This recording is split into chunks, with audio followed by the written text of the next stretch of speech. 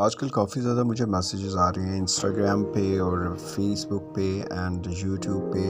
WhatsApp पे कि जो टोन है, स्पेशली जो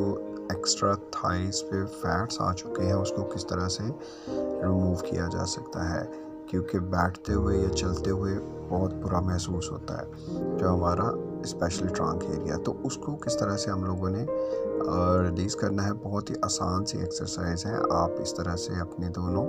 पाँव को खोलिए खड़े खड़े, और फिर शुरू में आपको प्रॉब्लम होगा, लेकिन आप आहिस्ता से किसी भी कुर्सी का या दीवार का सहारा ले सकते हैं और इस तरह से अपनी एक साइड पे बैठते हुए दूसरी वाली टांग को मिनिमम 1 2 3 इस तरह से काउंट कीजिए, और फिर दूसरी साइड पे 1 2 3। यकीन जानिए आहिस्ता आहिस्ता 15 दिन के अंदर ही आपको ऐसा महसूस होना शुरू हो जाएगा कि आपकी टांगें जो टोन हो गई, एक्स्ट्रा फैट्स जो है वो